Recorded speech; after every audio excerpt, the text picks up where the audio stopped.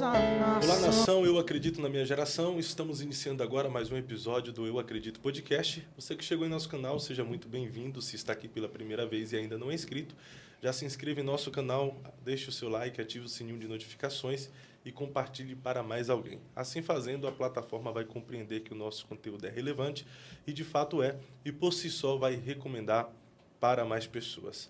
Toda semana nós temos aqui convidados especiais para um bate-papo, para um tempo de comunhão, um tempo de qualidade e muitas experiências compartilhadas. E isso é um oferecimento do América Parque, que é o nosso patrocinador oficial deste podcast. É o melhor parque aquático do estado do Paraná, que fica ali próximo à região de Campo Mourão, cidade de Iretama. Conheça um pouquinho das estruturas nesse vídeo que está indo ao ar agora. Sol, água e felicidade se encontram no América Parque, o mais novo parque aquático do centro do Paraná. Diversão garantida para toda a família.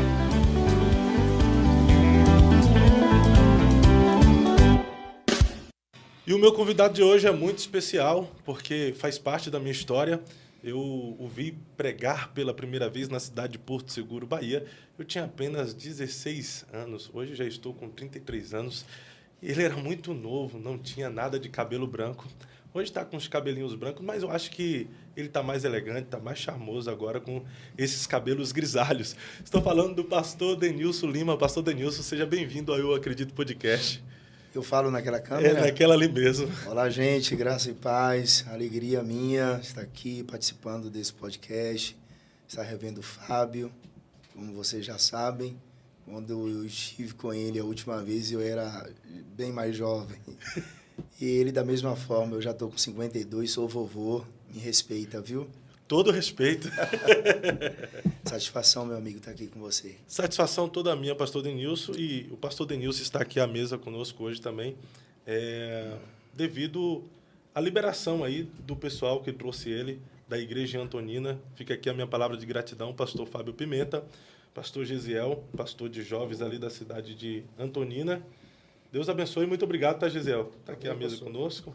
E o pastor, o homem da tesouraria, da Casa do Tesouro. Não deveria entregar, não, né? Não. Seja bem-vindo também, eu não tá? sabia, Obrigado, não pastor, sabia que ele é o homem das finanças, hein? É o homem que tem continência. Era para manter esse segredo, né? É o homem que tem a chave de Davi, pastor. Olha só. O pastor Fábio Pimenta está perguntando.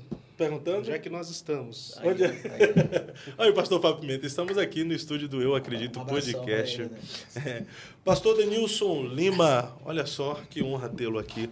Conhecemos o senhor como conferencista, como pastor, escritor. O senhor tem um seminário também, tem uma conferência, não é? Tenho um seminário sobre o Apocalipse, né? Também sobre o tabernáculo, tem sobre a história da igreja, sobre Gênesis, o princípio de tudo. Mas o que as igrejas mais solicitam é sobre o Apocalipse, sobre o tabernáculo. É um assunto muito relevante para esse tempo também. O Apocalipse sempre foi relevante em todos os tempos, né? Hoje, eu diria que para aqueles que têm um entendimento sobre o Apocalipse com relação a sinais, eles entendem que esse tempo é um tempo que elucida muitas questões da escatologia. E hoje eu não sou mais aquele escatólogo que traz no bojo aquela escatologia que eu aprendi há 20 anos atrás. Eu me considero hoje um escatólogo mais revisado. Atualizado? Não, revisado. Revisado. Porque antigamente eu entendia que, por exemplo, Mateus capítulo de número 24 é um capítulo que fala sobre o arrebatamento da igreja. Eu entendia dessa forma, mas hoje eu já não entendo, por exemplo, que Mateus 24 fala sobre o arrebatamento da igreja, porque a proposta de Jesus em Mateus capítulo 24 é uma proposta de uma escatologia nacional para o seu próprio povo. Então, Mateus 24 seria só para os judeus? 99% sim. Mas aí o senhor já confronta, porque quem aprendeu a vida toda, eu particularmente, que Mateus 24 era uma abordagem sobre... Uma das melhores abordagens escatológicas sobre o fim, sobre os princípios das dores. Então, não era para a igreja no geral, era para os judeus. Para os judeus. A escatologia de Jesus é uma escatologia nacional, é uma escatologia como dos profetas veterotestamentários. Ele fala para o seu próprio povo. A verdade é que o que está acontecendo em Mateus capítulo 24 é que Jesus está visitando o templo. Jesus está visitando o templo. Todo mundo sabe que Jesus nasceu em Belém, foi criado em Nazaré, e a partir dos 30 anos é que ele sai de Nazaré e ele passa a residir na cidade de Cafarnaum. E era de Cafarnaum que Jesus saía, pregava, voltava. Nem sempre Jesus estava em Jerusalém, o centro religioso. E todo mundo sabe que quando Jesus nasceu, os romanos já estavam na terra desde o ano 62 a.C., quando Aristóbulos e Hircano, que eram descendentes dos macabeus que estavam brigando, Hircano II era o sumo sacerdote, e o seu irmão Aristóbulo era o rei. E por conflitos internos, a mãe de ambos, que era Alexandra Salomé, convida os romanos para apaziguar a briga entre os dois irmãos. E os romanos chegaram em Jerusalém e em 3 meses resolveram a situação. E no ano 37 a.C., os romanos financiam o exército mercenário de Herodes, que marcha pela Judéia e acaba tomando Jerusalém de assalto. E Herodes é empossado como governador de Jerusalém. E uma das primeiras coisas que Herodes fez, apesar de ser odiado por demais pelos judeus, foi a reforma do templo. Então, ele além de reformar o templo, ele dobrou o templo de tamanho. Pátio das mulheres, dos gentios, fez o pórtico, a Suprema Corte, né, que era o Sinédrio em cima dos pórticos. E o templo estava ficando deslumbrante, né? Flávio Joséfo dá detalhes sobre o templo, né? E os discípulos, como todos judeus, estavam felicíssimos com a reestruturação do templo. E um dia que Jesus visita o templo, quando está saindo do templo, os discípulos perguntam: mestre, viste a estrutura do templo? E Jesus respondeu: em verdade vos digo que não ficará aqui pedra sobre pedra que não seja derribada. Aí eles saíram dali, os discípulos não entenderam e não aceitaram o que Jesus estava falando. Como assim o templo vai cair? Porque o templo para o judeu é tudo. O templo é tudo. Sim.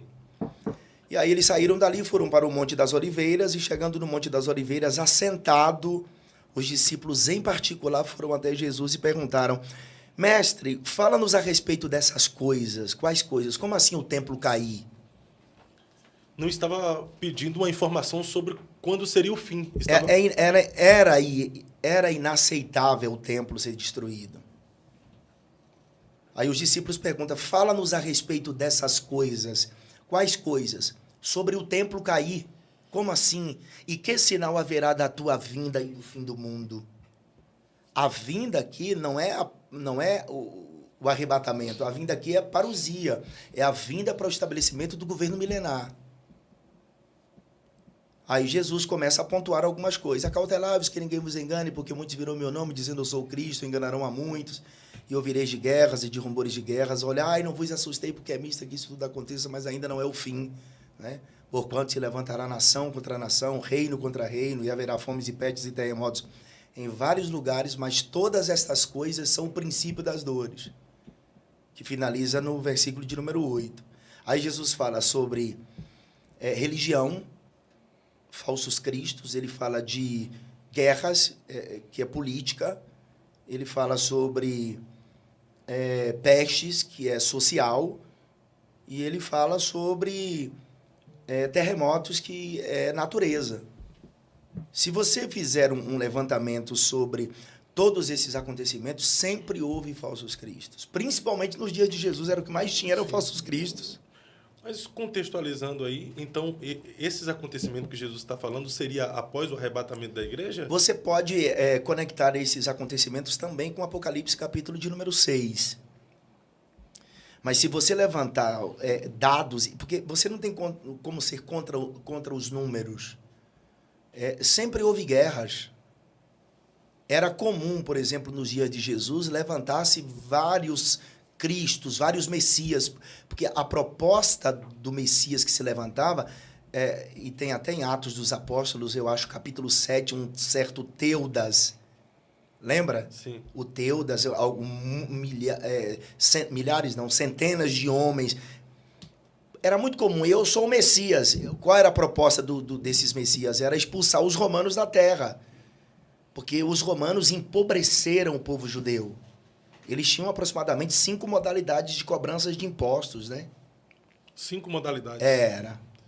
E os judeus viviam debaixo desse jugo de Roma. Desse jugo de Roma por causa para manter a luxúria do imperador e a militarização do império, né? Porque não teve um império mais militarizado que os romanos.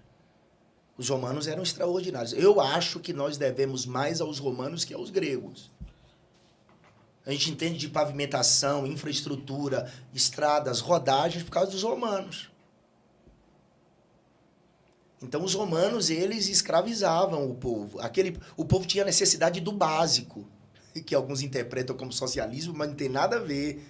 O povo estava empobrecido por causa do governo de Roma. Eles tinham necessidade do básico, pão e peixe. Aquele povo que está seguindo a Jesus ali, aquele povo não está atrás de salvação. Eles querem comer, eles estão com fome. Eles estão com fome. Mas então o povo via em Jesus uma espécie de beneficiário, né? Isso, eles perfeitamente. E você percebe que depois Jesus é levado para a cruz porque eles queriam que o Messias expulsasse os romanos da terra. Independência ou morte? Era mais ou menos assim. Então, muitos falsos cristos se levantaram naquela época.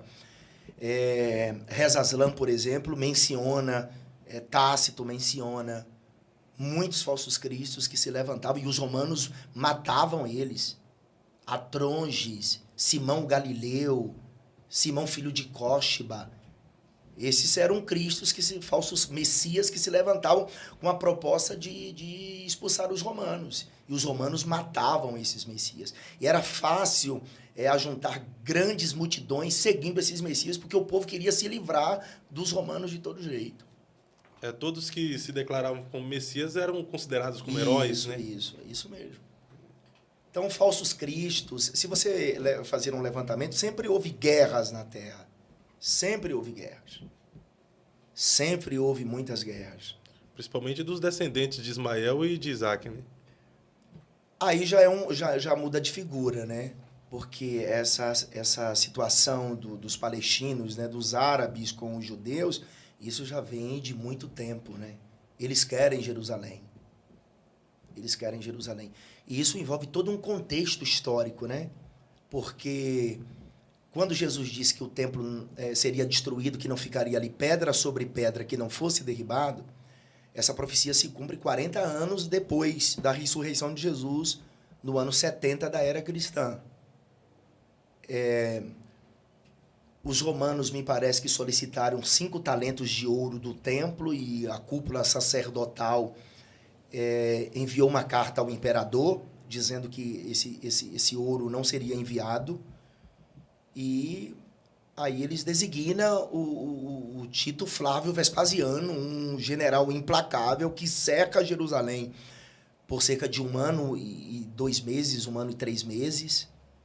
Flávio Josefo vivia nesse tempo dentro de Jerusalém. Inclusive, os judeus não gostam de Flávio Josefo, você sabe disso, né? Porque eles têm Flávio Josefo como um traidor.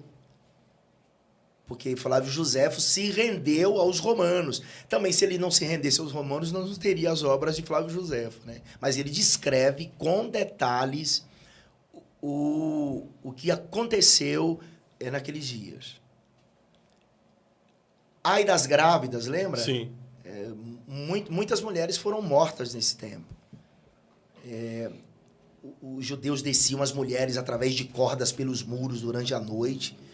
E essas mulheres, quando eram descidas através dessas cordas pelos muros da cidade, A soldadesca pegava essas mulheres e levava à presença de Tito Flávio Vespasiano e disse que com a ponta da espada abria as barrigas das mulheres. Assim como dos homens, porque saiu uma notícia dizendo que os judeus que tentavam fugir, eles estavam levando consigo as pedras preciosas do templo na barriga. Aí eles abriam a barriga Era. para verificar se de fato tinha. Isso mesmo. E nessa época, Flávio Josefo disse que crucificava-se cerca de 500 judeus por dia, a ponto de fazer uma floresta de cruz em volta de Jerusalém, e procurava-se uma árvore cujo caule sustentasse um judeu e não encontrava diante de tantas crucificações que foram feitas. Mas isso por conta do cristianismo ou pelo ódio de Roma aos judeus? Porque os judeus se rebelaram, né? E é por isso que ele cerca Jerusalém. Flávio Josefo diz que a fome tomou conta da cidade, que confundia as emoções das pessoas. E todo mundo caía, era como se fosse uma espécie de noite fúnebre.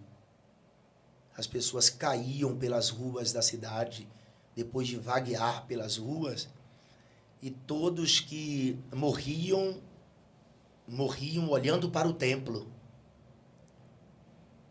E aí, depois de mais de um ano, né, 1 ano, 2 meses, 1 ano e 3 meses depois, Tito Flávio Vespasiano deu ordem aos soldados com as flechas incendiárias.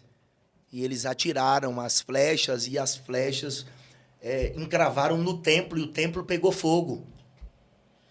E aí os soldados romanos invadem Jerusalém, e ao mesmo tempo que eles brigam com os judeus lá dentro, outros já estão no templo, a ponto de eles destruírem até as alvenarias do templo, só para se cumprir o que Jesus havia dito, que não ficaria ali pedra sobre pedra que não fosse derribada.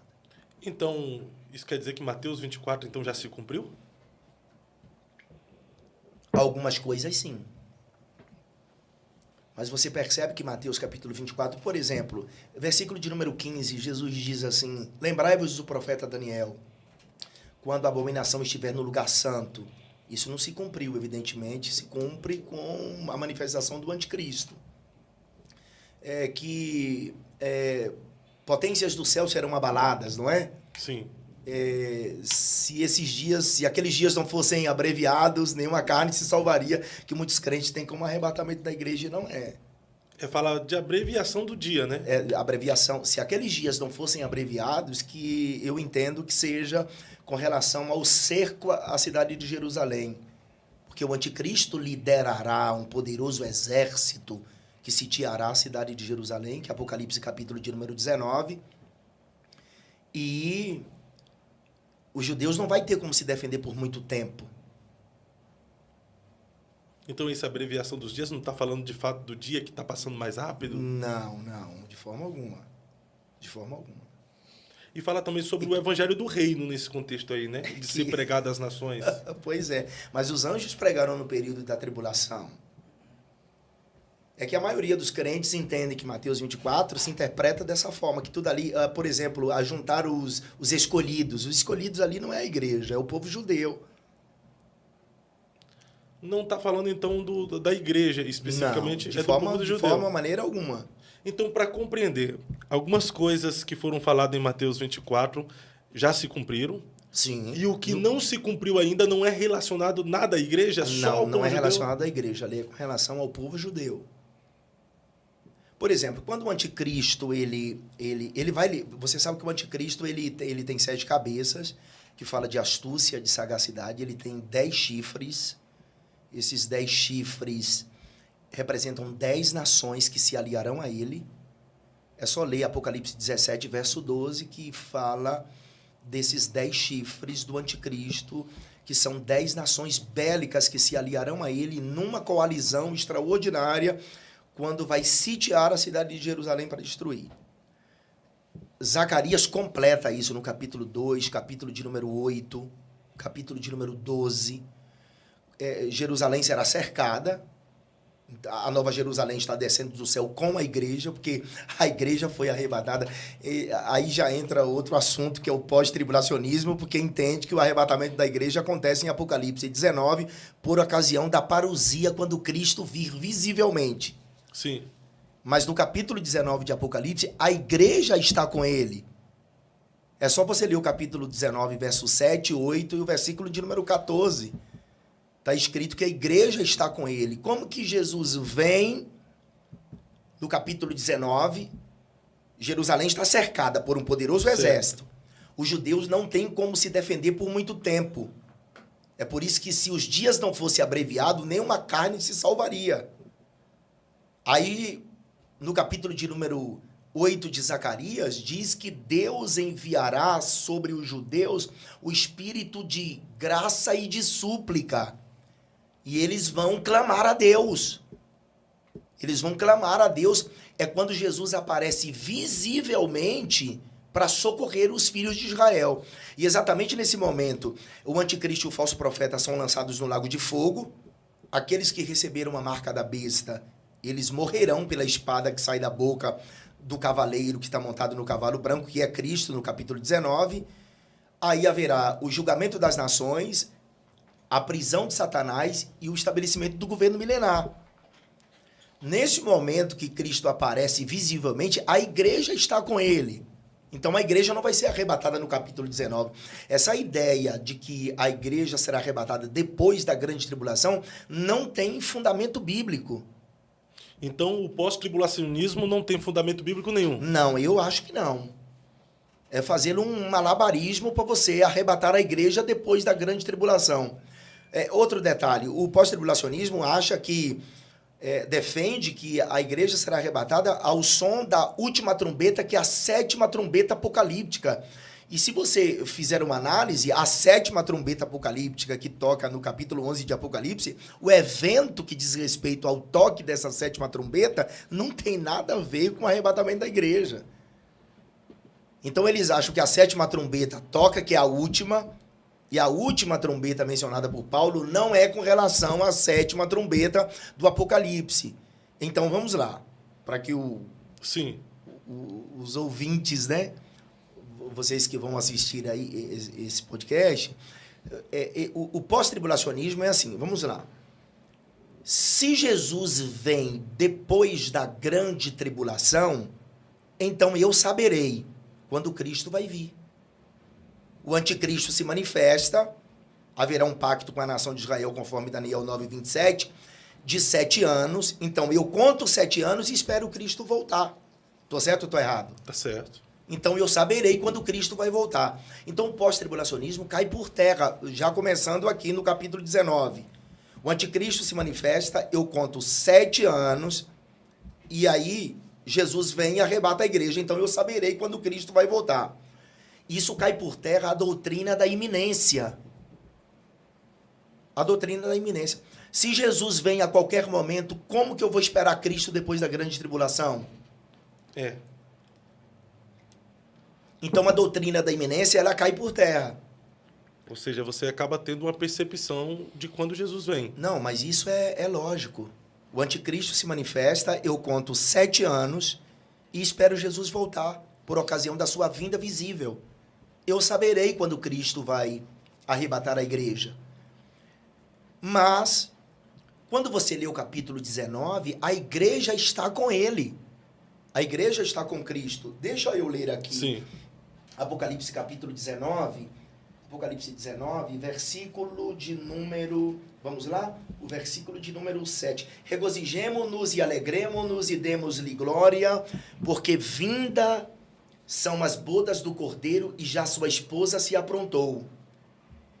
E foi-lhe dado que se vestisse de linho fino, puro e resplandecente, porque o linho fino são as justiças dos santos. Capítulo 19, versículo de número 14. E seguiam-no os exércitos que há no céu em cavalos brancos e vestidos de linho fino, branco e puro. Quem se veste de linho fino, branco e puro é a igreja. Capítulo 19 não é a parousia, a vinda visível? Sim. A igreja está com ele. Olha a igreja no versículo 14. E seguiam-no os exércitos que há no céu, em cavalos brancos e vestidos de linho fino, branco e puro. A igreja está com ele. Então a igreja não foi arrebatada aqui no capítulo 19. Eu não sei se você entendeu, mas eu posso repetir. Eu estou entendendo a sua visão, sua perspectiva. O anticristo se manifesta, Certo. tem um pacto de 7 anos com a nação de Israel. Daniel capítulo 9, versículo 27. Segundo o pós-tribulacionismo, Jesus virá no final da grande tribulação. Se ele vai vir e o arrebatamento ocorrerá depois da grande tribulação, então eu saberei quando ele vai arrebatar a igreja. É só eu contar 7 anos depois do pacto do anticristo e aguardar a sua volta para Sim. arrebatar a igreja. Sim. É como definir arpazo e parousia. Isso. Arpazo é a retirada brusca e sobrenatural. O arrebatamento, o rapto. A parousia é a vinda visível. O rapto será para um grupo. A vinda visível será para todos. Para todos. Para todos. O rapto é apenas para a igreja. Só a igreja. A noiva do Cordeiro. E a pergunta é, haverá salvação no período tribulacional? Haverá sim. Mas os que forem salvos no período tribulacional, eles não fazem parte da igreja. Agora a pergunta que fica, tem linhas teológicas como os calvinistas, os mais reformados, até viu o Dr. Hernandes Dias Lopes falando sobre isso. E ele é pós-tribulacionista, Sim. que não haverá salvação na grande tribulação. A questão que fica, se não haverá salvação na grande tribulação, como pode haver salvação pós-grande tribulação? Não fecha essa conta, né? Porque em Apocalipse diz que muitos morrerão e chegarão aos céus de vestes brancas e palmas nas mãos. É impossível não ter salvação no período tribulacional. Impossível. Está escrito em Apocalipse. Esses que vão para debaixo do altar de Deus, eles serão ressuscitados em Apocalipse 20, versículo 4. Vou ler Apocalipse 20, versículo de número 4. Olha só o que está escrito. Qual a dificuldade que você tem em entender esse versículo? E vi tronos, e assentaram-se sobre eles aqueles a quem foi dado o poder de julgar. E vi as almas daqueles que foram degolados pelo testemunho de Jesus e pela palavra de Deus, e que não adoraram a besta, nem a sua imagem, e não receberam o sinal na testa, nem na mão, e viveram, e reinaram com Cristo durante 1000 anos. Qual a dificuldade que você tem para entender esse versículo 4? Ou seja, aqueles que irão morrer no período da tribulação, eles ressuscitarão, em Apocalipse 20, versículo 4, para reinar com Cristo no milênio. É por isso que esses, quando morrem, vão para debaixo do altar de Deus, porque não passaram pela ação intermediária do arrebatamento do corpo. Porque eles ressuscitarão em Apocalipse 20, verso 4, quando Cristo estabelecerá seu governo milenar na terra. Esses foram que sofreram martírios na grande tribulação. Sim, sim. Olha só, e vi tronos, e assentaram-se sobre eles aquele a quem foi dado o poder de julgar, e vi as almas daqueles que foram degolados pelo testemunho de Jesus e pela palavra de Deus, e que não adoraram a besta. Mas algumas linhas pegam esse texto aí para dizer que esses aí são os judeus, que os gentios e os desviados que ficaram não tem mais chance para eles. Não, isso não tem embasamento bíblico. Com que texto eles justificam que não haverá salvação? Até porque a tribulação será em todo o mundo. Será para todo mundo. Na verdade, as pragas apocalípticas são, em parte, a reprodução das pragas egípcias. E se você sistematicamente fizer uma análise em Apocalipse, você vai entender que, por exemplo, o capítulo de número 9, os demônios, eles saem do abismo para castigar os homens que estão na terra. Que é aqui que o pessoal acha que é helicóptero, né? Uhum. Não tem nada a ver com helicóptero. Então esses demônios vão sair do abismo na grande tribulação. Sim, sim. Existem demônios que estão presos, Apolion, Sim, sim. que vão Na ser verdade, soltos... Apolion e Abaddon são demônios chefes que administram esses demônios que estão no abismo. Eles serão soltos na grande tribulação. Sim, esses muitos demônios, né? Dentes de leão, eles têm coroa como que de ouro. O termo grego ali é como se eles usassem uma coroa de um impostor. É como que de ouro. E esses demônios são inteligentes, porque eles recebem ordem para não danificar a erva verde da terra, somente aos homens. Então, não é um grupo específico de pessoas, são os homens na terra. Os homens no geral, Os homens não na só terra, os judeus. Agora, que Deus vai tratar como a nação de Israel, ele vai. A tribulação não é especificamente para a nação de Israel. A tribulação é para todo mundo. O anticristo vai reinar na terra. No capítulo 6, ele tem um arco que fala do seu alcance. Ele recebe uma coroa. Ele não tem uma coroa, ele recebe uma coroa. Isso fala de autoridade política, porque o anticristo é religioso e político. A política executará os propósitos da religião do anticristo. E a ordem é esta: religioso e político. Essa é a ordem cronológica. Porque a política, ela executa os propósitos da sua religião. E, como diz Daniel, né? Ele terá um governo com base no engano. E seus 3 pontos principais um governo mundial único, uma moeda mundial única e um controle social mundial único. O anticristo vai reinar na Terra. E o cenário político que nós estamos vivendo hoje seria já um cenário que está se preparando para o governo do anticristo? Sem sombra de dúvida. Como perceber isto? Através das instituições, através da grande mídia. Haverá um sistema de monitoramento no mundo inteiro, né? Na verdade, essa plataforma política vem sendo montada há muito tempo. O mundo aguarda ansiosamente pela manifestação do filho mais importante de Satanás, que é o anticristo. O comunismo tem alguma coisa a ver com o governo do anticristo? Esse viés de esquerda, eu acredito que... Você sabe que o viés de esquerda, ele se opõe a tudo que se chama Deus, a todos os princípios judaico-cristão. Não precisa você se esforçar para você entender isso. A esquerda não gosta dos judeus. A esquerda não gosta dos judeus. A esquerda gosta dos palestinos, defendem os árabes, os terroristas. Que, na verdade, tudo aquilo que está acontecendo ali, Israel é uma nação extraordinária. Israel, quando vai atacar, na verdade, contra-atacar, porque Israel não sai atacando assim alvos aleatoriamente, ele não anda bombardeando civis assim. Como dizem, né? Como a grande mídia diz. Como a grande mídia diz. Israel, eles lançam panfletos, avisos, antes de atacar, para que os civis eles evacuem, por exemplo, o lugar. Mas os terroristas, eles colocam crianças, o seu próprio povo como escudo, e às vezes eles até matam o seu próprio povo para culpar Israel. E a esquerda defende isso aí. A esquerda defende terroristas, né? Se Israel baixar as armas, Israel deixará de ser Israel. Não dá para baixar as armas? Não tem como. A esquerda defende que ladrão seja presidente? A esquerda defende tudo que não presta. Toda sorte de gênero, de ideologia de gênero,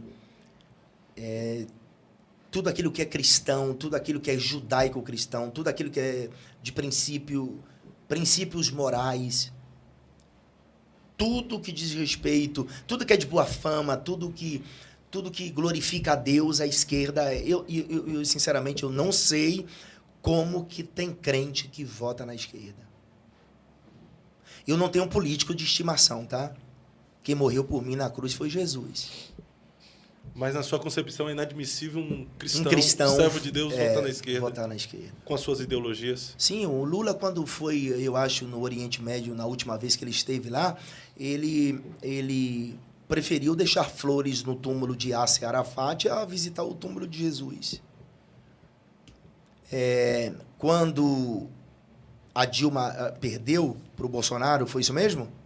Sim, perdeu. Não, foi a Dilma, não, foi o Haddad. O Haddad perdeu para o Bolsonaro, ela foi pedir auxílio, ajuda lá Pro Hamas. e foi para a televisão, ao Jazeera. E se você quiser buscar aí no YouTube, você busca e você vai ver ela na televisão, ao Jazeera, pedindo ajuda. A esquerda deu até um local em Brasília para o Estado palestino. E a Palestina não é um Estado. Na verdade, a esquerda demorou para se posicionar agora contra os grupos terroristas, tanto o Hezbollah quanto o Hamas, que estava atacando Israel, feriram inúmeras crianças. Eles estavam com dificuldade de dizer que esses grupos eram terroristas, né? Assim como tem dificuldade em falar que a Venezuela é uma ditadura. Eu estive nos Estados Unidos o mês passado. Eu sempre vou à América e sempre que eu, por exemplo, desço em Miami, tem muito cubano por lá. Mas são muitos mesmo. O venezuelano tem demais. Você quer voltar para a Venezuela? Quer voltar para... Ninguém quer voltar. Ninguém quer voltar. Milhões de pessoas foram embora desses países aqui. Cuba, Venezuela... agora estão indo embora também lá do Ortega. Nicarágua. A ditadura, o socialismo, que é uma miniatura do comunismo, não deu certo em lugar nenhum do mundo. E na China comunista? A China é comunista, com a visão capitalista. O antigo ditador da China, ele não tinha a visão capitalista que o Xi Jinping tem. A China hoje é superpotência industrial. Nos últimos 20 anos... Não agora, depois que derrubou o governo de Donald Trump. A China se tornou superpotência industrial, mão de obra barata. Depois da doença... made in China, iPad é made in China, tênis Nike, iPhone, Samsung, é made in China, é mão de obra barata. Os carros chineses agora também, o BYD, os elétricos... Perfeitamente. Na China, hoje, existem 200 milhões de câmeras. É impossível um chinês desaparecer na China. Tudo lá é controlado. A China desenvolveu uma forma de capitalismo, a China é superpotência industrial, etc. e tal. Vai viver lá, então? Vai viver lá. Tudo lá é monitorado, meu amigo. Tudo lá é monitorado. Se você falar mal do governo chinês, você tem um score. Seu filho perde direito a ter a creche. O seu passaporte é confiscado, você perde seu emprego, direito à universidade. Você tem que viver debaixo daquele regime que é um regime ditatorial, que é um regime de comunismo. Mas hoje, por exemplo, tudo que a gente... Eu fui em Parauapebas esses dias, ouro, prata, ferro, tudo são os chineses que compram. Tudo vai para lá. Os chineses hoje exportam para todo lugar do mundo. Inclusive, exporta até o seu próprio povo chinês, né? Depois da doença mundial, então, eles tomou conta praticamente do mundo, né? Tomou conta. E que eu acredito que foram os chineses, com cientistas inescrupulosos, que criaram e desenvolveram a Covid-19 com 2 propósitos, né? Político e seletivo. Eu estava vendo uma matéria sobre a China, essa questão de monitoramento do país em geral, sobre as câmeras. Ninguém anda mais com dinheiro. Vai em mercado, ali mesmo já tem uma autenticação dentro do corpo, que a pessoa não anda com dinheiro nem com cartão, mas se ela passou ali pelo caixa, já é cobrado tudo, e aí vai diminuindo. A China, o governo chinês, esse monitoramento, seria um protótipo do governo do anticristo para identificar quem tem a marca ou não? Olha só, a nossa tecnologia hoje de internet é 5G, né? Eles estão desenvolvendo 6G. A internet que a gente tem, por exemplo, aqui no Brasil, vem via cabo, né? Mas tem a internet do Elon Musk também, né? Que é via satélite. Na verdade, no governo do antigo, nós vivemos um prelúdio, né? Nós vivemos um ensaio. Todo lugar tem câmera hoje. Todos os lugares. Você anda pelas ruas, tem uma câmera. No período tribulacional não vai ser fácil para quem ficar aqui. É um tempo apocalíptico de monitoramento, de perseguição. E através da Covid-19, nós entendemos que é fácil controlar o mundo politicamente. Olha a máscara. Meu amigo, eu fui algumas vezes para o norte do país, e nordeste também, e você andar por estradas, mata adentro, e ter aqueles pontos, né, que as pessoas vendem lanche, Sim. uma caixinha de isopor, lá dentro do mato. A pessoa usando máscara, irmão. Quem ia no mercado sem máscara? Ninguém. No avião, você não... Eu briguei com muito comissário de bordo, aquilo sufocando. Falei, você tem tara por máscara, amigo. Não, mas não pode. No aeroporto, você não comprava, não vendia, entendeu? Por conta do uso da máscara. E a máscara foi, assim, um sinal que é fácil controlar o mundo politicamente. E tinha aquela questão, aferidor também, que tu não poderia entrar em um estabelecimento sem saber se tu estava doente ou não. A Covid-19 não foi a maior peste.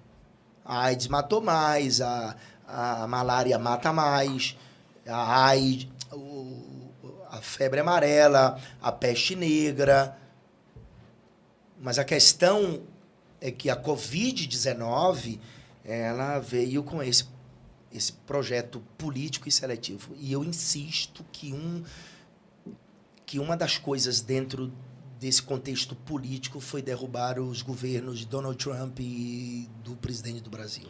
Então foi derrubar a América, que era a maior potência na época, né? É muito triste você chegar assim na América e você ver aquela infraestrutura da América e você vê que aquilo está, cada dia que passa, ruindo. Porque o desejo da China é acabar com o capitalismo dos Estados Unidos. Mas não apenas a China, os muçulmanos, os islâmicos desejam destruir aquela nação de qualquer forma ou maneira. Por quê? Porque os Estados Unidos em si sempre foi uma arma de defesa de Israel, em favor de Israel? Também. Eles têm os Estados Unidos como o grande Satã. O grande Satã. Você sabe que Manhattan era para ser em Recife, né? Não sabia. Porque os judeus que saíram da Holanda se estabeleceram em Recife. E teve, por alguns problemas... Recife aqui no Brasil mesmo? Sim. Manhattan era para ser no Brasil, amigo. E os judeus saíram daqui e foram para lá. Enfrentaram muitas dificuldades, mas eles se estabeleceram lá. Em Manhattan, quem manda é o povo judeu. Só que os árabes agora... me falha o nome do hotel que eles compraram agora. Eles estão comprando vários empreendimentos ali em Manhattan, porque tudo por trás disso tem um jogo político. Em Nova York, quem é um governo de esquerda. E o desejo e olha que islamismo não tem nada a ver com os chineses. Mas o inimigo do meu inimigo é meu amigo. Eles estão unidos por um propósito. Sim, perfeitamente. Então, vamos lá, Manhattan era para ser no Brasil. Isso mesmo. Tinha um grupo de judeus aqui. E o propósito da China foi destruir o poder dos Estados Unidos e do Brasil. Então, o Brasil e os Estados Unidos têm alguma coisa a ver também com esse cenário apocalíptico? Sem sombra de dúvida.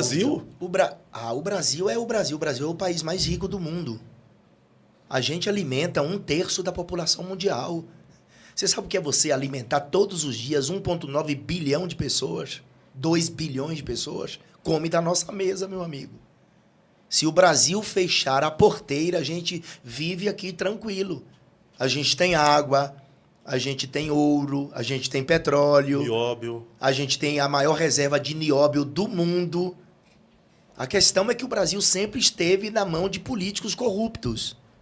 Na verdade, o mal do Brasil é o brasileiro, o jeitinho, entendeu? O Brasil é o país mais rico do mundo. O agro é forte. O agro é forte, que a esquerda odeia o agro. Amazônia. Amazonas. Nós temos tudo, amigo, aqui nós temos tudo. Tudo, absolutamente tudo nós temos no Brasil. Tem muito chinês aqui no Brasil, você sabe disso, né? Sim. A China está comprando empresas e tirando os funcionários, exonerando os funcionários e colocando chinês para substituir brasileiros. E a China exporta chineses também por uma razão. Lá não tem comida, né? Lá não tem comida.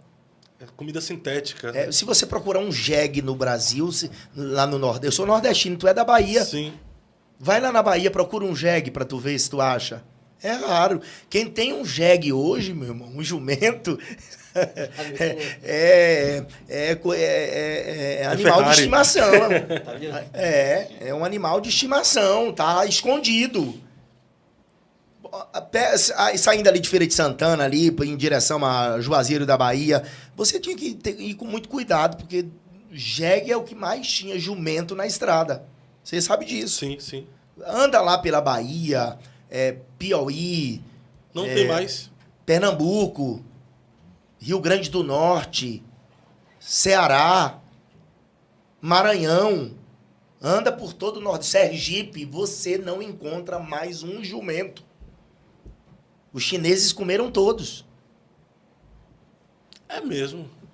Não, procurem no YouTube aí, vocês vão ver vários abatedouros de jumento que eles construíram. Eles construíram, eles estavam comendo até as jumentas grávidas, eles estavam matando e comendo também o jumentinho. Tem várias ONGs protestando contra esses abatedouros de jumento. O chinês come tudo, né? Cobra, aranha, lagartixa, rato, cachorro, o satanás que apareceu, o chinês come, irmão. Eles estão correlacionados com esses senhores do mundo a fim de governar a humanidade? Tem um propósito, sim. Que eu acho que esse projeto seletivo e político envolve, sim, os senhores do mundo. Bill Gates, George Soros. Fazem parte dos Illuminati, né? Rockefeller, Builders, Illuminati, né? Eu evito muito essa escatologia de jornal sensacionalista, mas que existe esse pano de fundo por instituições puramente humanas como ONU, Unesco, sem nenhum tipo aqui de sensacionalismo. Tá? Ou teoria de conspiração, né? Sim, sim. Vamos lá. Você já assistiu aquele vídeo sobre a inauguração do túnel de São Gotardo? Não assisti. Não, é 18 minutos o vídeo. Assiste para você ver. Vou ver. Você viu aquele leopardo que foi colocado em frente da sede da ONU? Vi. Que tem tudo a ver com Apocalipse capítulo 13, a partir do versículo de número 2. A Copa do Catar, o cavaleiro do cavalo branco. As Olimpíadas agora na França, Sim. O cavalo mais uma vez aparece. Gente, sem nenhum tipo de sensacionalismo, mas isso é o mundo anunciando de forma escancarada que eles aguardam um governo mundial que é o anticristo, o homem do pecado, a ponta pequena, o rei feroz de cara. O anticristo já está entre nós? Eu não sei te dizer. Eu não sei te dizer. Agora, seria, assim, muita audácia da minha parte falar, é possível que ele já tenha nascido. E eu entendo que ele venha de um país do Oriente Médio. agora vamos lá. O senhor falou que pode ser que o governo da esquerda, partido de esquerda, seja ele que esteja preparando esse cenário para o anticristo. A esquerda odeia o cristianismo, certo?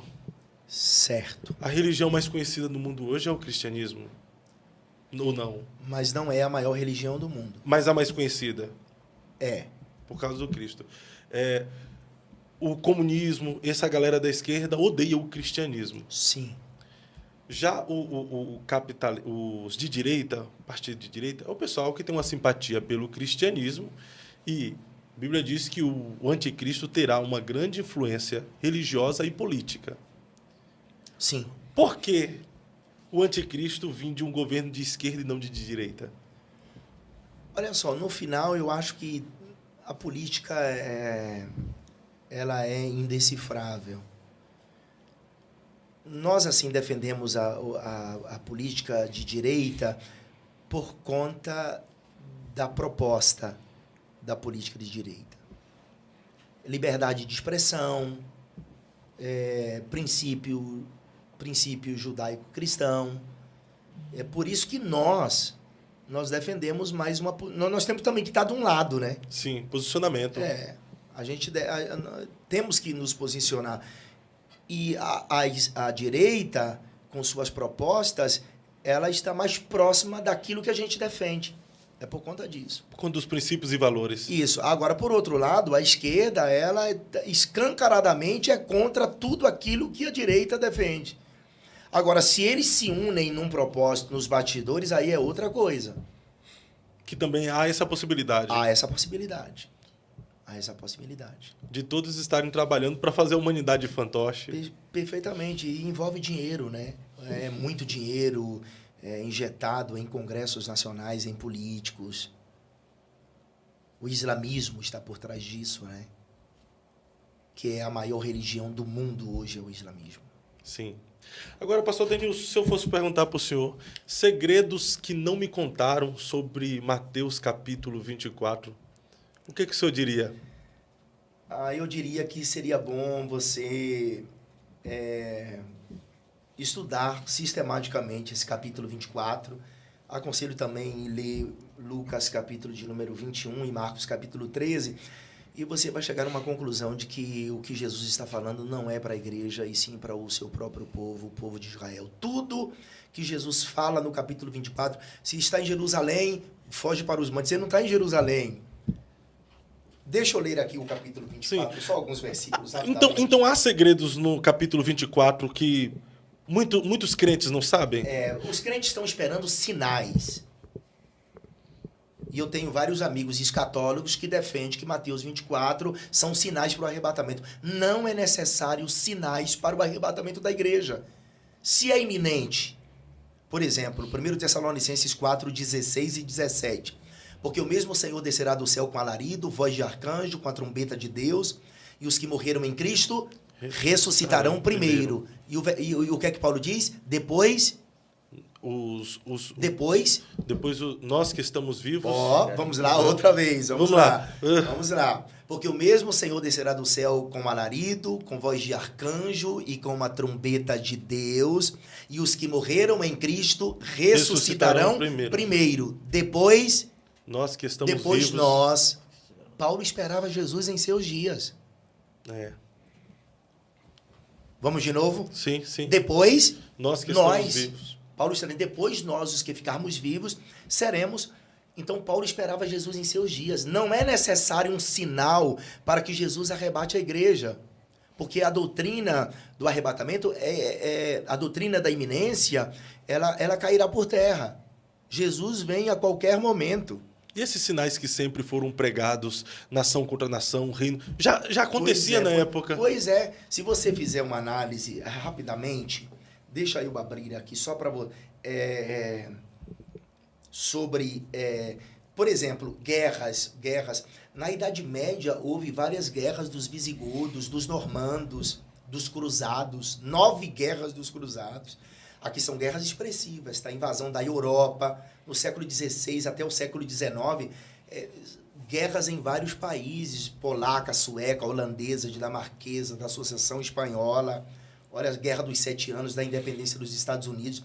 São guerras expressivas do ópio, Guerra do Ópio, Primeira e Segunda Guerra do Ópio, Guerra Civil Americana, Revolta Armada. Primeira Guerra Mundial, não lembra? Segunda Guerra Mundial. Primeira Guerra Mundial, então Jesus, que na verdade não foi no mundo inteiro, mas é considerada Primeira Guerra Mundial. Segunda Guerra Mundial, então Jesus era para ter vindo e arrebatado a igreja. Sempre houve guerras. No nosso tempo, aqui no século XXI, guerra do Afeganistão, do Iraque, da Síria, guerra da Rússia versus Ucrânia, agora essa intensificação na guerra entre palestinos e Israel. Então Jesus já era para ter voltado. Mas nunca houve tantos sinais, conforme a Bíblia diz, de forma simultânea, como está vendo nos nossos dias. Quais, por exemplo? Por exemplo, a gente teve uma doença mundial que pode entrar entre as pestilências, ao mesmo tempo estava tendo guerra entre Ucrânia, Rússia, Israel e os palestinos. Antes já houve essas pestes. Mas de forma simultânea, tudo. Aí terremotos. Terremotos sempre houve. Mas eu digo assim, simultaneidade, tudo junto. A terra, ela está gemendo desde que o homem pecou. Olha o texto de Oséias. A terra não está gemendo agora não, amigo. A terra não está gemendo agora. A terra está gemendo desde muito tempo. Inclusive, em Romanos capítulo de número 8, o apóstolo Paulo, ele ratifica a fala de Oséias no capítulo 4, tá? E eu vou ler Oséias 4 aqui rapidamente. Olha só o que Oséias no capítulo 4, ele fala. Olha o que Oséias fala no capítulo 4. Ouvi a palavra do Senhor, vós filhos de Israel, porque o Senhor tem uma contenda com os habitantes da terra, porque não há verdade, nem benignidade, nem conhecimento de Deus na terra. Só prevalecem o perjurar e o mentir e o matar, e o furtar e o adulterar, e há homicídios sobre homicídios. Olha o 3. Por isso a terra se lamentará. E qualquer que mora nela desfalecerá com os animais do campo e com as aves do céu, e até os peixes do mar serão tirados. A fauna e a flora é afetada por causa do pecado do homem. Não é agora. Não é agora. Agora, olha o que Paulo fala em Romanos, capítulo de número 8. Olha o que Paulo fala, Romanos 8, versículo 22. Olha só. Porque sabemos que toda a criação geme. Paulo já sabia. Porque sabemos que toda a criação geme e está juntamente com dores de parto até agora. Maremotos. Eu sei que os sismólogos falam que existe uma intensidade maior com relação aos terremotos. Mas a terra sempre esteve gemendo. É o que Paulo está dizendo. Não sou eu. Porque sabemos que toda a criação geme e está juntamente com dores de parto até agora. Aí eu te pergunto, por que a terra está gemendo? Por causa do pecado do homem? Por causa do pecado do homem. E por que ela geme? Porque ela quer que Cristo reine sobre ela. Perfeito, perfeito. Inclusive, as taças que Deus vai derramar na terra é para purificar a terra para o último Adão, não é o segundo, é o último Adão reinar sobre ela. Por isso que a terra será purificada. Olha o que diz o versículo 23. Eu vou ler o 22 e o 23. Porque sabemos que toda a criação geme e está juntamente com dores de parto até agora, e não só ela, a natureza, mas nós mesmos que temos as primícias do Espírito, também gememos em nós mesmos esperando a adoção, a saber, a redenção do nosso corpo. Você entendeu o que é aqui? Perfeito. Que a natureza, ela geme porque ela quer Cristo reinando sobre ela, e nós gememos porque estamos aguardando o arrebatamento. A gente não quer ficar aqui na terra. Então há 3 gemidos nesse contexto aí: terra, nós e o Espírito Santo. Isso mesmo. E não só ela, mas nós mesmos, que temos as primícias do Espírito, também gememos em nós mesmos, esperando a adoção, a saber, a redenção do nosso corpo. Então a terra sempre esteve gemendo. Houve um terremoto, Jesus está voltando. Então Jesus sempre esteve. Então a expressão Jesus está voltando é a mais correta, porque ele sempre esteve voltando. Sempre só não chegou voltando. ainda. Não, me corrija se eu estiver errado. Sempre houve guerras, então Jesus sempre esteve voltando. Então a fala de Jesus em Mateus 24 associa-se a uma fala que ele vai vir em um dia comum. É a mesma coisa que fala como foi nos dias de Noé. O homem casava e dava-se em casamento. Eu entendo que seja mais com relação a Enoque, amigo. Capítulo 5 de Gênesis. Ele andava com Deus e Deus para si o tomou.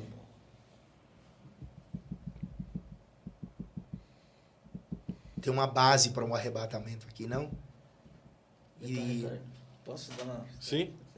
Ele está retardando a vinda dele, então, porque ainda alguns não estão totalmente preparados e ele quer que se salve. John Walvoord, ele diz que você não pode desassociar harpazo, faneroses e parousia. Porque parousia é a vinda visível, não é? Sim. A vinda visível quando todo olho verá. Certo. Harpazo, O rapto. que é o rapto, ele conecta essas três expressões dessa forma. Parousia é a vinda de um rei que está visitando um país, os seus termos, por exemplo. Harpazo é um grupo de pessoas que sai destes termos do rei que está vindo para encontrá-lo no caminho. Entendeu? Sim. E faneroses é este rei vindo com esse grupo de pessoas para este lugar. O Walvoord, ele conecta essas três expressões dessa forma. Então, Jesus está vindo, que é a parousia, a igreja sai para encontrá-lo no caminho e vem com ele. Perfeito. Perfeita colocação. Porque a nova Jerusalém vai pairar na nossa atmosfera. As potências do céu serão abaladas. Não é arrebatamento ali em Mateus 24. As potências do céu serão abaladas porque a nova Jerusalém ela vai pairar na nossa atmosfera. É quando Cristo sairá de dentro da cidade com a igreja e aí vai acontecer aquilo que anteriormente eu disse. O anticristo e o falso profeta que lidera esse poderoso exército em volta da cidade de Jerusalém, eles serão lançados no lago de fogo porque eles inaugurarão o lago de fogo. Os que receberam a marca da besta, eles serão mortos pela espada que sai da boca de Jesus, que é o poder da vida e da morte. Haverá o julgamento das nações, bodes à direita e bodes à esquerda e ovelhas à direita. A prisão de Satanás, o estabelecimento do governo milenar, que muitos não acreditam que haverá um milênio literal. É lógico. O milênio é inteiramente para Israel, ainda que as demais nações gozem dos privilégios do reino. É quando Israel estará de posse de tudo que Deus prometeu a seus pais, lhes daria Abraão, Isaque e Jacó. Então haverá 1000 anos literais. Vai acontecer mesmo. É lógico. Primeiro, Jesus, no capítulo 14 de Zacarias, ele vai pisar no Monte das Oliveiras, literalmente. No capítulo 19, Jesus não vai lançar o anticristo e o falso profeta no lago de fogo, sim ou não? Sim. Agora eu vou ler Apocalipse. Olha só o que diz Apocalipse, capítulo de número 20, a partir do versículo de número 7. A partir do versículo de número 7. Olha só. Apocalipse 20, a partir do versículo de número 7. Apocalipse 20, a partir do versículo 7. E acabando-se os 1000 anos, Satanás será solto da sua prisão. Tem gente que diz assim... Acabou o milênio, Satanás não será solto. Não, Satanás está solto. É. Tem A internet deu voz a um monte de gente que não era para ter. Mas só não acredita que Satanás está solto? Não, que Satanás está preso. Eles dizem que Satanás está preso. Está preso, isso. Satanás está solto. Ele será preso aqui em Apocalipse, capítulo 20, versículo de número 1. E vi descer do céu um anjo que tinha a chave do poço do abismo e uma grande cadeia na sua mão. Ele prendeu o dragão, a antiga serpente, que é o diabo e Satanás, e amarrou por 1000 anos. Então, Satanás será preso no período milenar. Então, hoje Satanás está solto. Lógico. Ele só será preso. Ele será preso quando Cristo estabelecer seu governo milenar na Terra. Certo. É o que está escrito aqui. Uhum. No final dos 1000 anos, no versículo 7, e acabando-se os 1000 anos, Satanás será solto da sua prisão. E sairá a enganar as nações que estão sobre os 4 cantos da terra, Gog e Magog, cujo número como a areia do mar, para juntar em batalha. Porque, mais uma vez, no final do milênio, Satanás vai seduzir os homens e uma liderança vai se levantar para, mais uma vez, ir contra a cidade de Jerusalém. E subiram sobre a largura da terra e cercaram o arraial dos santos, a cidade amada, que é Jerusalém, mas desceu fogo do céu e os devorou. E o diabo que os enganava, o texto é esse aqui, e o diabo que os enganavam foi lançado no lago de fogo e enxofre, onde já está a besta e o falso profeta. Perceba que aqui é um tempo diferente daquele tempo anterior, ou seja, é 1000 anos depois. Porque no capítulo 19, o anticristo e o falso profeta são lançados no lago de fogo. 1000 anos depois, Satanás é lançado no lago de fogo, onde já está o anticristo e o falso profeta. Então haverá um milênio, não tem como você desconstruir a ideia do milênio literal. Não tem como. Não. Mas, e essa questão de inferno e lago de fogo, a diferença? Na verdade, o inferno propriamente dito é o lago de fogo, né? O inferno propriamente dito é o lago de fogo. Os que morrem, eu uso até uma imagem, posso mostrar? Pode sim. Eu uso até uma imagem aqui no meu seminário. As pessoas que morrem, elas vão para o mundo dos mortos. Elas vão para o mundo dos mortos. Como que é o mundo dos mortos? Aqui está. Pode colocar aqui. Coloca na sua frente. Na sua frente. Aqui na minha Aqui, frente. aqui, ó. Aqui. O mundo dos mortos é assim. Mundo dos mortos, sepultura, mundo dos Quer dizer mortos. que, na verdade, isso aqui é o Hades, né? Aquilo que a gente chama de Hades. O mesmo que Sheol? Não, né? Que é a forma hebraica da palavra grega Hades. Sheol é a forma hebraica da palavra grega Hades. Então, aqui é o mundo dos mortos. Ele era assim, porque você percebe que aqui está a cruz, não é? Sim, O seio de Abraão, correto? correto. Aqui está o lugar de Tormentos. tormento. É o lugar para onde foram, vão e irão as pessoas que não serviram, não servem e não servirão a Deus. Estão aqui conscientes. Conscientes. Lembra do texto de Lucas 16, do 19 ao 31, que a gente tem como uma parábola, mas o texto não é uma parábola. O rico e o Lázaro não é uma Não, parábola? não, parábola não. Porque parábola não pode ser personalizada. Não se dá nomes aos personagens das parábolas. Jesus, ele conta essa narração crítica de um fato em forma de parábola, mas não é uma parábola. Você percebe o rico que... estava no lugar de tormento, né? Isso mesmo. E ele pede, porque o seio de Abraão estava aqui. Cristo desceu no mundo dos mortos, sim ou não? Sim. Desceu. Sim. Ele transportou o seio de Abraão para cima. Quem morre vai para o paraíso. Você sabe que o paraíso vem do iraniano, que significa o parque de Deus, né? É mesmo, não sabia não. Imagina você num parque. Eu já fui na Disney. Eu fiquei encantado com aquilo ali. Olhando... Não, você fica assim deslumbrado. Eu fiquei pensando, imagina o parque de Deus. Traduza isso de forma espiritual.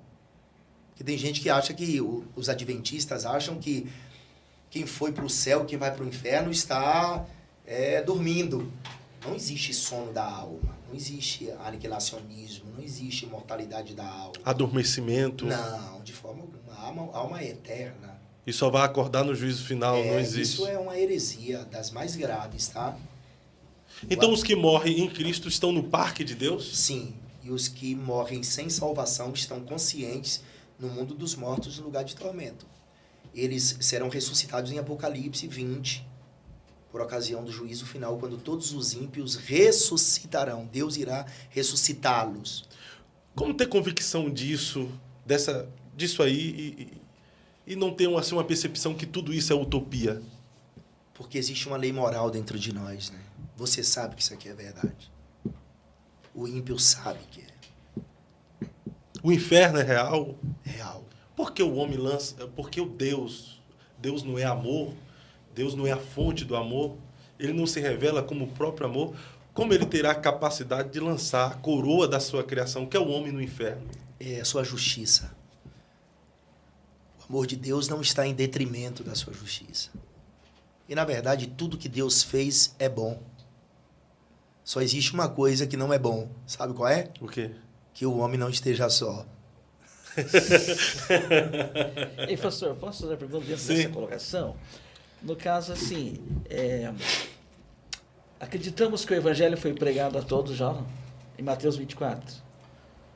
Todos já ouviram o evangelho? Nos dias de Paulo, ele disse que o evangelho foi pregado a todo mundo, né? Em Colossenses, ele fala sobre isso. Não, porque no final ali do versículo 14 de Mateus 24, fala que vai ser o fim, virá o fim quando o evangelho alcançar todos. O evangelho do reino. Mas esse fim aí é porque a gente acha que o fim é quando Jesus falou, não, o fim não é agora, gente. É dentro dessa escatologia, eu achei. O fim não é agora, o fim de tudo é no juízo final, quando os ímpios serão condenados e o estabelecimento do estado eterno. Pós-milênio, que o senhor acabou de falar agora, né? Depois do E milênio haverá. testemunha a todas as nações, então virá o fim. Perfeitamente. Mas quando a igreja for... Hoje o evangelho está chegando em vários lugares através da internet, Pois né? é. Eu fiz... Fazer uma pergunta do pastor Fábio, Sim. que eu achei interessante, que Aham. voltou, né? Nosso professor presidente Antonino, ele perguntou assim, ó, como os calvinistas explicam o juízo final? As pessoas serão culpadas dos pecados que não escolheram, mas foram obrigadas por Deus a pecar? Olha só, eu não sou adepto, o meu pastor, eu não sou adepto da doutrina do calvinismo, tá? Eu não acredito. Eu considero algumas coisas, mas esse lado da predestinação, para mim, é um dos mais absurdos. Porque a predestinação, ela não faz parte do caráter de Deus. Como que Deus predestinou uns para a salvação e outros para a perdição? Sendo que Deus não se alegra na morte do ímpio. Não tem prazer. Então não existe uma Não tem eleição. prazer na morte de Jesus. Só um momento, Fábio. O pastor, a última parte da pergunta dele foi? As pessoas serão culpadas dos pecados que não escolheram, mas foram obrigadas por Deus a pecar? Eu não acredito. Eu não acredito. Que Deus obrigou as pessoas a pecar? Eu acho que é dentro dessa perspectiva que o senhor acabou de falar aí agora. Eu não... Porque se existem os eleitos, que de qualquer forma eles serão salvos, são predestinados à salvação, isso quer dizer que Deus tomou esses para si e permitiu os outros viver de forma leviana, à la vontade. Eu quero ver um detalhe, por exemplo. Não, o Judas estava predestinado à perdição. Estava... Eu não Isso é acredito. predestinação ou é presciência? Porque Jesus estava à mesa com os 12. Judas estava ali, correto? Correto. Você já percebeu que Jesus ele pegou o pão, molhou no vinho e deu na boca de Judas? Sim. Por que ele não fez com os outros discípulos? Por quê? Fez apenas com Judas. Isso é cultura. Não tem como você refutar a cultura do povo hebreu. Pegar o pão e molhar no vinho e dar na boca de alguém, aquilo ali é uma declaração. Jesus estava dizendo a Judas, Judas, eu sou seu amigo. Em outras palavras, olha lá o que é que você vai fazer. Tanto que quando Jesus está lá no Getsemane orando, que Judas foi com a guarda para prendê-lo, o que foi que Jesus disse a Judas? Amigo, a que vieste. A que vieste? Ou seja, Judas, olha lá. A questão é que Judas já tinha vendido Jesus, né? Porque você sabe que honra significa peso, né? É o peso que você dá a uma pessoa. Judas olhava para Jesus e não via Jesus como um Messias, ele via Jesus como um escravo.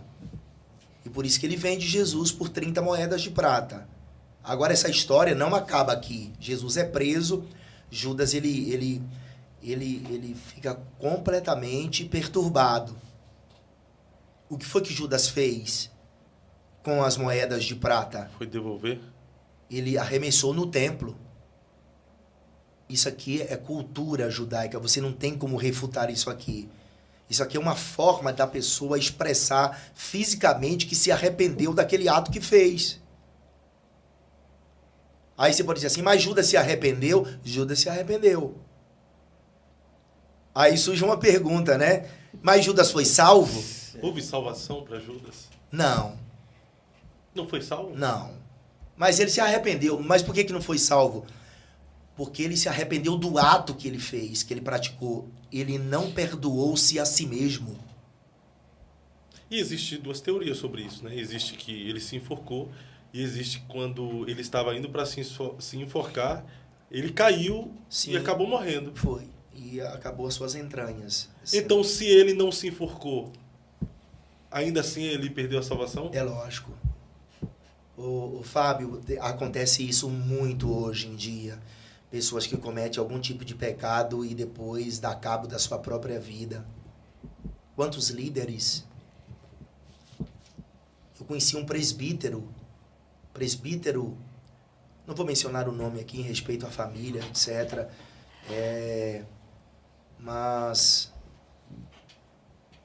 pessoas me falaram isso há muito tempo atrás, que ele se enforcou por conta de um pecado que ele havia cometido. Vários líderes, pastores de igreja, pessoas por medo, por temer a vergonha, a exposição ao vitupério, dar cabo da sua própria vida. O mandamento de Jesus é: amai ao próximo como Assim mesmo. você precisa se amar. Você precisa se amar. Você precisa se perdoar. Então, dentro dessa perspectiva aí, não há perdão para aquele que se suicida? Não há salvação? Esse tipo de suicídio planejado, eu não acredito que haja. Isso até confronta até um doutor que eu gosto muito dele, Augusto Nicodemos, que há um tempo atrás ele veio falando que havia sim perdão, haveria possibilidade de salvação para aquele que tirou a própria vida. Mas isso aí você tem que analisar, que tem pessoas que se suicidam porque, por exemplo, pessoas que estão em níveis elevados de depressão, que entende que tirar sua própria vida é viver. Eu não estou falando... E quando eu abro minha caixinha de pergunta no Instagram, sempre pessoas me perguntam sobre isso e eu mando as pessoas consultar um amigo meu, o Dr. Rodrigo Assunção. Joinville. Isso mesmo. Eu estou falando de pessoas que tiram a sua própria vida estilo Judas. Ele planejou aquilo. Ele planejou. Tem gente que vai... Eu recebi um vídeo aqui no grupo de pregadores que um cara, ele filma tudo que ele vai fazer. Na verdade, eu recebi 2 vídeos. Tem um que joga gasolina no seu próprio corpo, deixa o celular filmando, ele fala e ele ateia fogo no próprio corpo. E a Bíblia diz assim: não matarás. É um assunto muito delicado. E eu gostaria que quem está vendo esse vídeo que entendesse que eu estou falando daquela pessoa que orquestra o seu suicídio. Um planejamento. Ele planeja tudo. É a mesma forma da pessoa que peca, mas antes de tudo planejou. Perfeitamente. Não é inconsciente, é consciente, foi premeditado, né? Perfeitamente. Quando a Bíblia diz assim, não matarás, não significa que você não deve matar o seu próximo apenas. Você também não pode tirar a sua própria vida. Você precisa se amar. Ame-se. Você que cometeu qualquer tipo de pecado, não dê cabo da sua própria vida. Você precisa entender que Deus perdoa. Deus perdoa. É que a sociedade ela não perdoa, e em se tratando de pessoas que têm posição na sociedade. Essas pessoas, às vezes, elas, por vergonha, acabam cometendo essa atrocidade contra a sua própria Vergonha, vida. culpa, né? Pastor, a gente iniciou essa conversa aqui falando que a escatologia é um assunto relevante para esse tempo. Sim. O senhor falou que é relevante para todos os tempos. Sim. Mas o meu posicionamento de dizer que é relevante para este tempo, porque pouco tem se falado sobre a escatologia. As pregações, não são direcionadas sobre a vinda de Cristo, sobre o arrebatamento da igreja. Há uma escassez hoje de ministros que entram nessa linha escatológica. Olha, eu acho que os pregadores hoje, com respeito a muitos deles, mas alguns deles pregam mais para salvar o seu sermão. Dos anos 2000 para cá, a proposta de pregação mudou muito. Eu conheci Jesus em 1994, 1995. Era raro você não ouvir, pelo menos 2 vezes na semana, nos cultos, mensagem que falava sobre arrebatamento, juízo final, morte e ressurreição de Jesus, santidade. Dos anos 2000 para cá é que os púlpitos foram assumidos mais por pessoas com uma proposta de mensagens de autoajuda. O antropocentrismo teológico, a confissão positiva, a teologia da prosperidade, tudo mudou. Os coachings. O coach leva você a olhar para você. O pregador precisa ser biblicista. Ele tem que levar você a olhar para a Bíblia. Você não vai para o culto para você voltar feliz. Você vai feliz para o culto para você ser confrontado por Deus. O evangelho é um confronto. Não é para você ir para o culto e chegando no culto você ser massageado.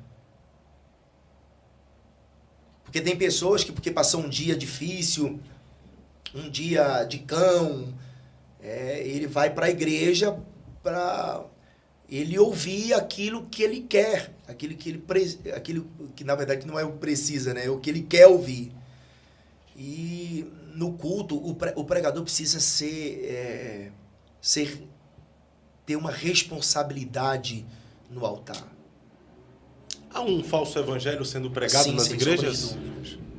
Não vai demorar muito tempo e as pessoas vão chegar na igreja e vai ter um cardápio do lado de fora, falando o que a igreja propõe para os seus ouvintes.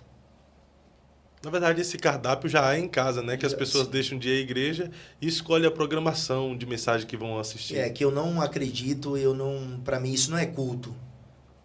Para mim, você cultua a Deus em casa caso você esteja doente. Crente tem que congregar, crente tem que ter um pastor. Já viu ovelha sem pastor? Essa ideia de desigrejado, que hoje no Brasil deve ter mais de não sei quantos milhões aí, mas tem 20 muito. milhões a última estatística e pós-pandemia. Isso mesmo. Desigrejados que acham que está saindo de um sistema. Gente, isso é o cúmulo da estupidez. Como que você vai cultuar a Deus em casa se você está lá de bermudinha, sem camisa, no sofá, comendo pipoca e cultuando a Deus? Isso não é um culto. Nos dias de Jesus haviam 400 sinagogas. Jesus ia na sinagoga toda semana. Até Jesus congregava, meu. Aí a pessoa não quer ir ao culto. O culto em casa é caso você esteja doente.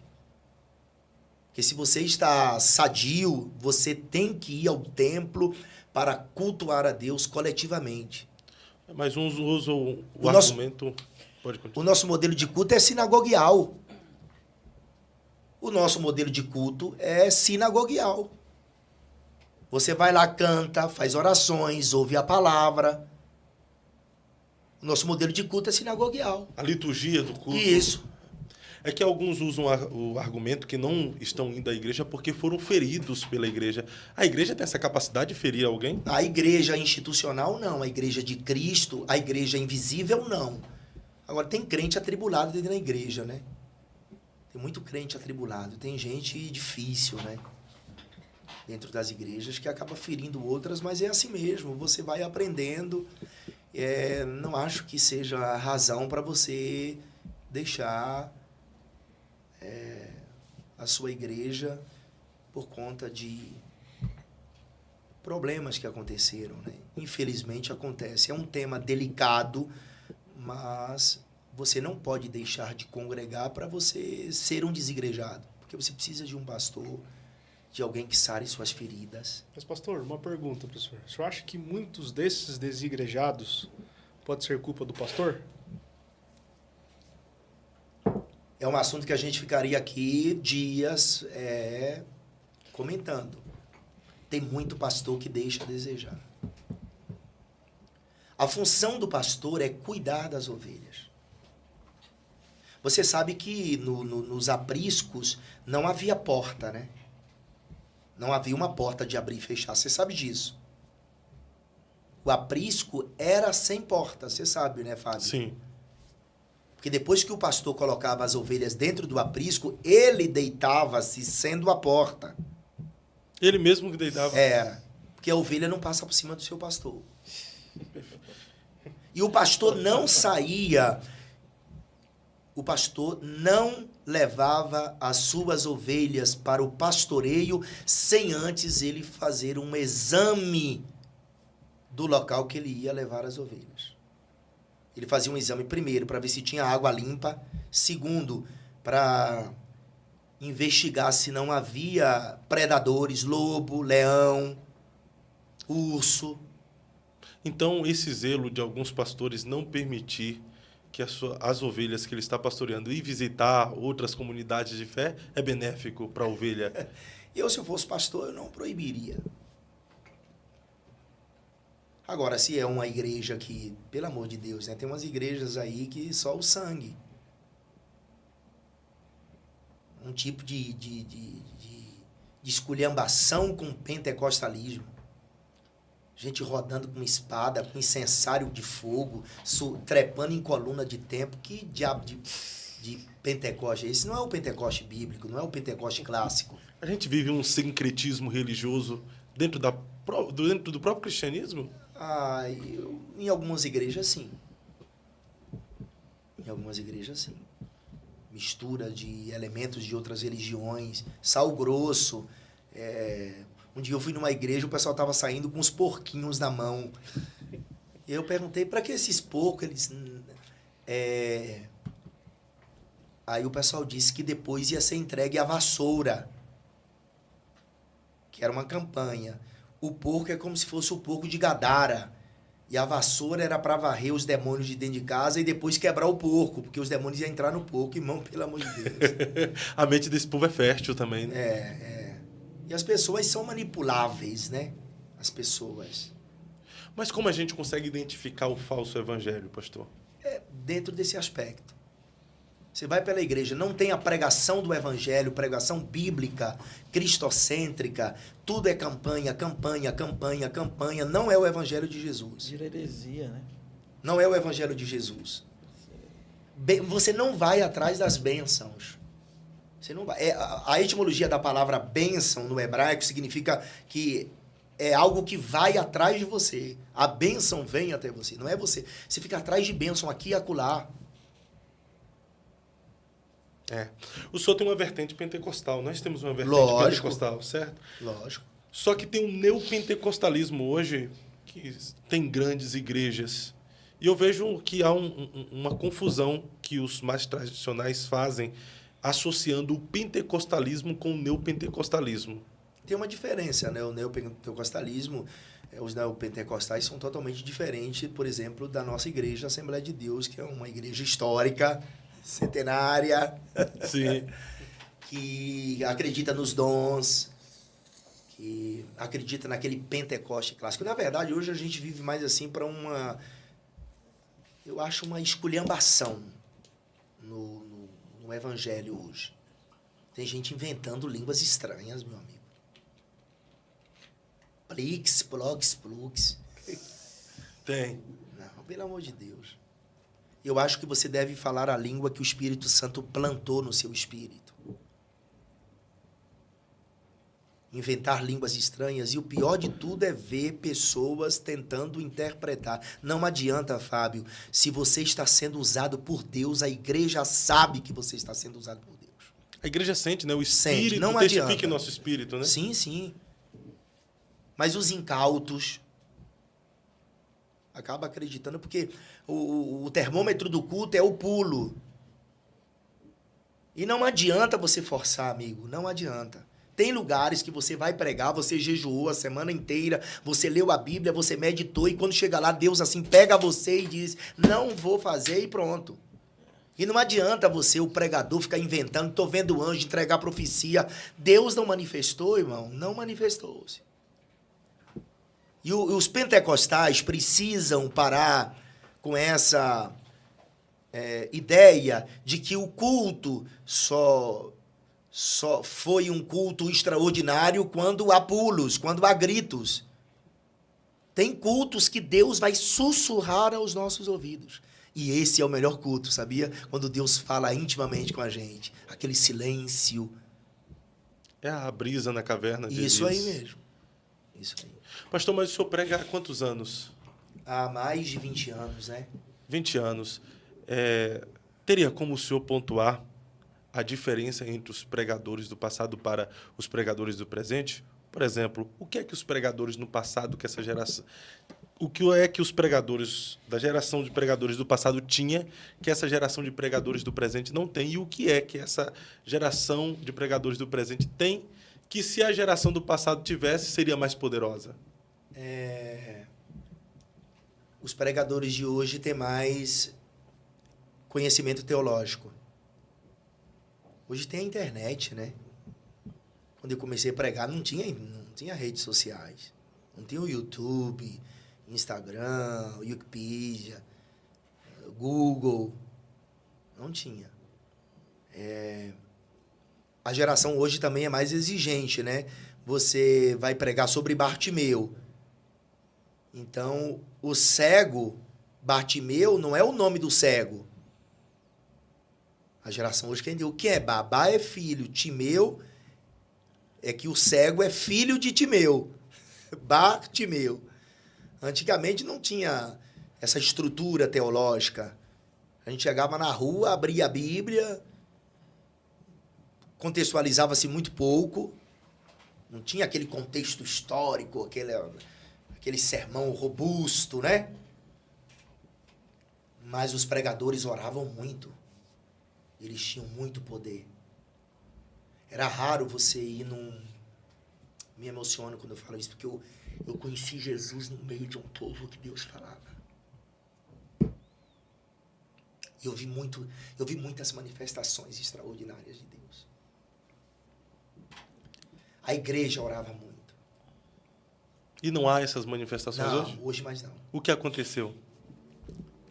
A igreja deixou de orar. Eu conheci Deus no meio de um povo que Deus falava. Deus trovejava. Na rua as pessoas eram batizadas com o Espírito Santo. Eu me lembro que eu ia para os evangelismos com uma guitarrinha Giannini. Colocava uma caixinha de som no meio da rua.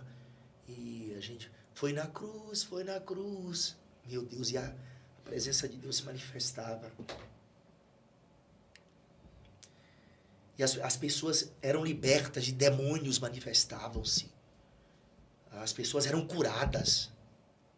Tinha nada de invenção. Nada.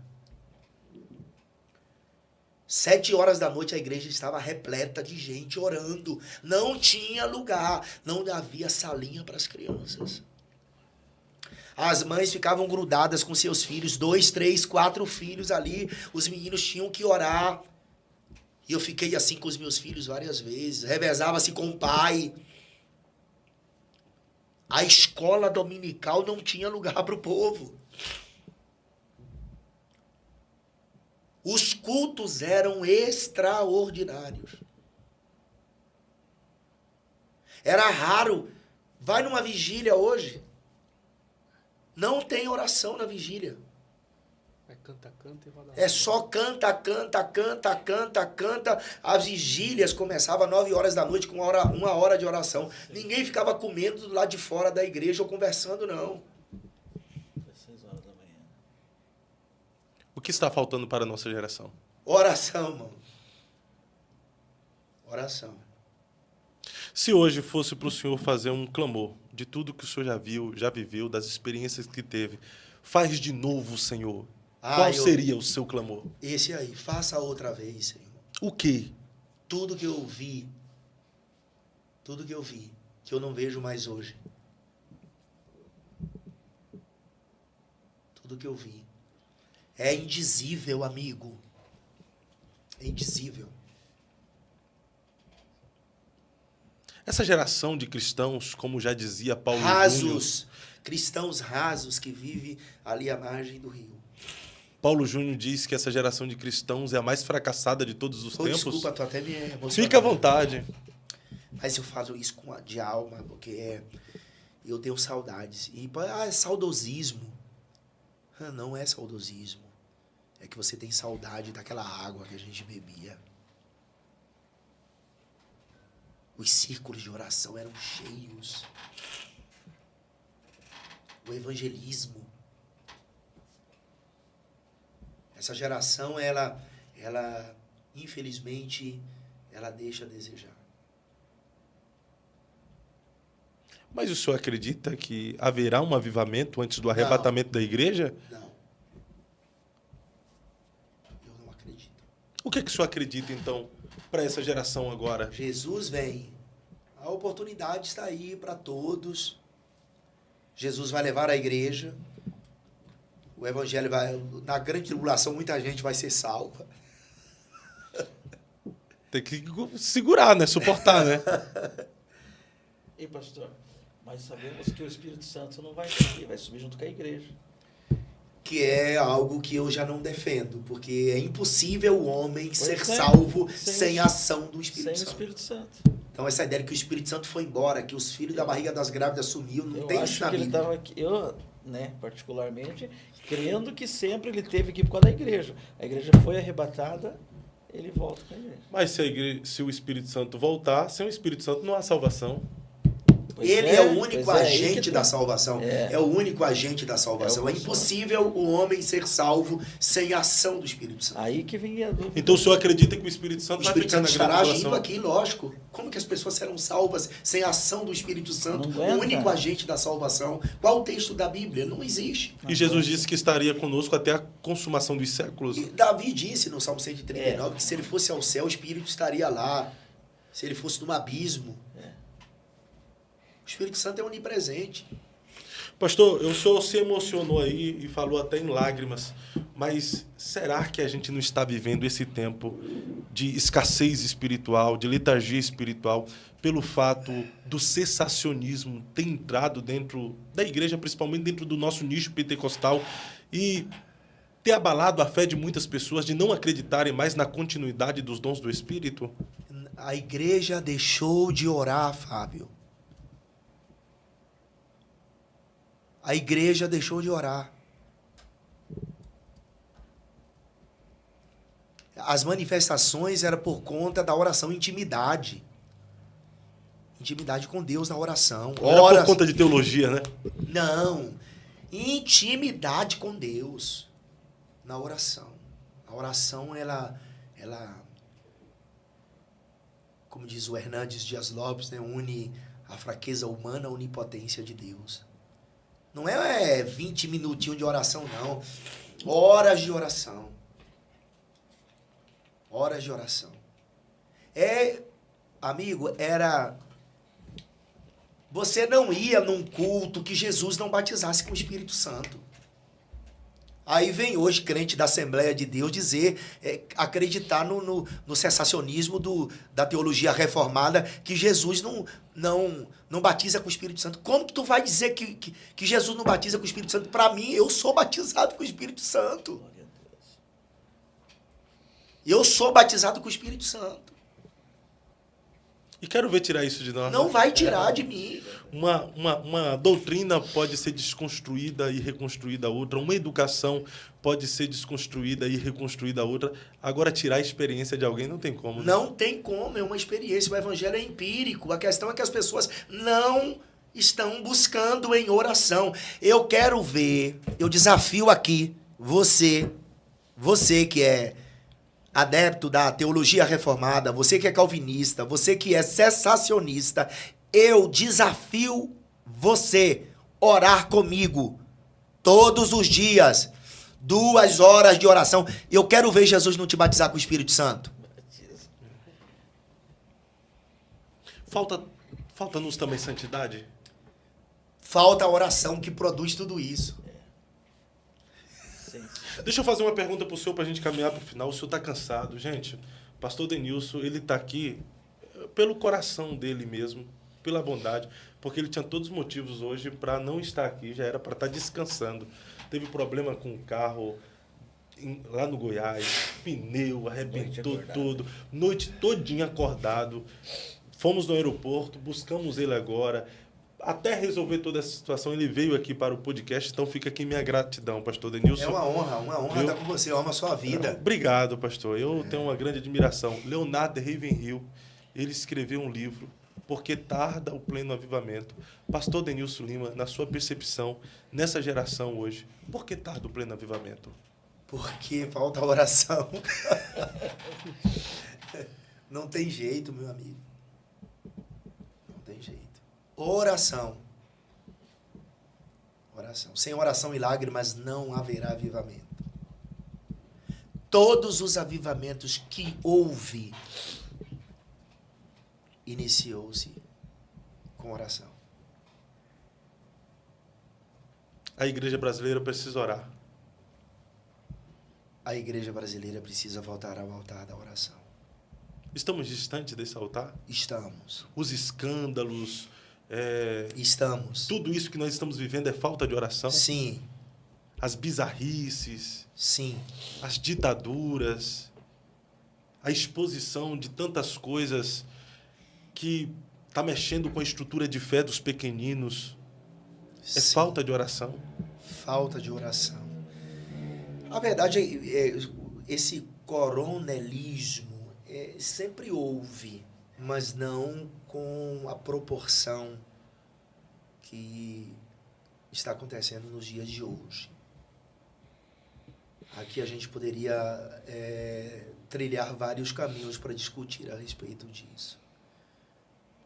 Os pastores precisam ser pastores. Os pastores precisam ser pastores. Você sabe que Deus deu 7 dons, o Espírito Santo 9 dons e Jesus deu 5 dons. Os 5 dons que Jesus deu são os 5 dons ministeriais. E Ele mesmo deu uns para apóstolos, outros para profetas, outros para evangelistas, outros para pastores e outros para mestres. O pastor é aquele que pastoreia com singeleza de coração. Os pastores precisam. Eu sou a favor de que o pastor tenha salário, e o fato do pastor ter salário não significa que ele é mercenário, tá? O pastor come da lã da ovelha. Ele come da lã da ovelha? É lógico. É lógico. A ovelha é fonte de produtos de todos os aspectos. Fonte de renda? As Fonte ovelhas? de renda.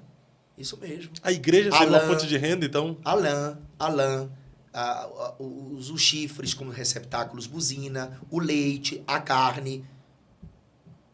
Servia até de comércio, intercâmbio internacional nos dias de Jó. Aí mas você vai dizer, mas ali a ovelha que de 4 patas Animal. é irracional. Bom, Jesus nos comparou a ovelhas. O pastor cuida das ovelhas, Fábio. Eu quero ver você, eu quero ver quando alguém na sua casa fica doente ou um demônio se manifesta na sua casa, se você chama o prefeito da cidade, chama o delegado, chama o pastor. Ser pastor é o mais nobre e o mais difícil dos chamados. O pastor é tudo. O pastor é tudo. O pastor é psicólogo, o pastor é médico, o pastor é advogado, o pastor é construtor, o pastor é engenheiro, o pastor é psiquiatra, o pastor é conselheiro, o pastor é mestre de obra, o pastor é tudo. Mas por que a pessoa do pastor hoje está sendo tão banalizada, tão deturpado, perfeito. tão descredibilizado? Pois é, antigamente você ia no banco, o que é que você faz? Eu sou pastor, o gerente batia a continência para você. Ou eu sou pastor, o gerente diz assim, o sangue de Jesus tem poder. Entendeu? É. Mas o pastor, existem pastores. Existem pastores. E pastoras? Brincadeira. Existem pastores. Existe, né? E Deus deu Isso, pastores às existe. suas Os ovelhas. pastores né? que cuidam. Pastores, cuidem das ovelhas de vocês. O pastor tem 3 coisas: vara, cajado e azeite. Vara, cajado e azeite. É. Tem significados? Sim, vara é porque a ovelha apanha mesmo. O cajado é para puxar, né? Às vezes a ovelha... O pastor é aquele pastor que cuida das ovelhas. Trazer para perto. O azeite sara as feridas. É, perfeito. Tem muita gente que me questiona, pastor, eu contei um problema para o meu pastor no gabinete e à noite ele estava falando no púlpito. Pastor, não faça isso. Faça. Aquilo que você escuta no gabinete, fica no gabinete. O pastor tem como função pastorear, cuidar, sarar as ovelhas. Você sabia que na Palestina as ovelhas às vezes ficavam muito doentes e o pastor fazia um exame na ovelha e não descobriu o que ela tinha? Porque eram insetos que entravam nos ouvidos das ovelhas. É mesmo. Era. E a ovelha ficava raquítica, ia emagrecendo, e o pastor podia tocar fogo na ovelha que aqueles insetos não saem dos ouvidos. E o que tinha que fazer daí? Azeite. Colocava azeite na cabeça? Não, pingar azeite no ouvido. Ah, por este motivo, então, que geralmente é colocado sobre a cabeça das ovelhas azeite para afugentar os insetos. E olha só, tem muito crente doente por causa disso aqui, ó. O que é que você tá vendo aqui? O que é isso? Orelhas, ouvidos. Não, você tá vendo uma orelha, não tá? Tô. Mas dá uma reparada. Olha direitinho. O que é que você tá vendo aqui? Você tá vendo um feto. Ah, olha isso. Tudo que você ouve gera aqui dentro. Isso é profundo. Um dos maiores problemas dentro da igreja hoje, sabe o que é? Isso aqui, ó. A língua. Que ganhou 10 cúmplices. Verdade. Não só na igreja, na sociedade geral, né? Pastor Denilson, a gente precisa encerrar. Eu sei que o senhor recebe muitas perguntas na sua caixinha de pergunta, mas deixa eu fazer uma pergunta para te fazer pensar. Na vida, qual pergunta o senhor gostaria de responder, mas nunca te fizeram?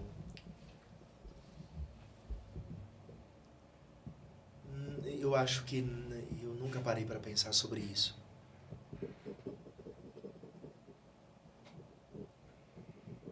Mas se você tem uma pergunta, você pode fazer. Na vida, qual pergunta gostaria de responder, mas nunca te fizeram?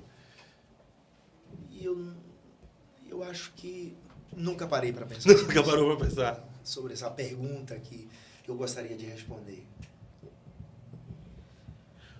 40, quase 50 anos já, pastor? 52. 52 anos de idade, muitas experiências vividas, pai, avô. Mas se você tem a pergunta, você pode fazer, que eu já estou aqui já. Eu vou fazer agora. É? Pastor Denilson Lima, o que é a vida? A vida para mim é Cristo. A vida é Cristo.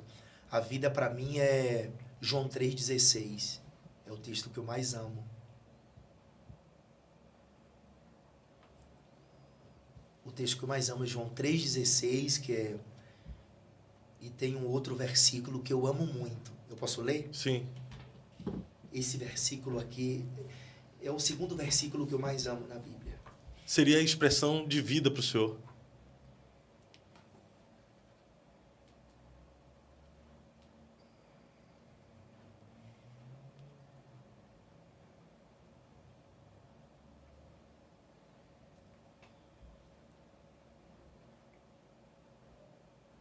Que silêncio, hein?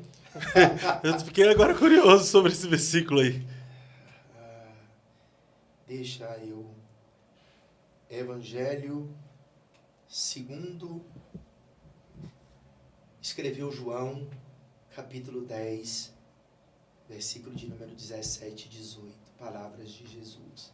Por isso o Pai me ama, porque dou a minha vida para tornar a tomá-la. Olha que lindo isso aqui. Ninguém me tira de mim. Não foi a morte quem matou Jesus. Jesus matou a morte. Ninguém me tira de mim, mas eu de mim mesmo a dou. Ele quis dar a vida dele por nós.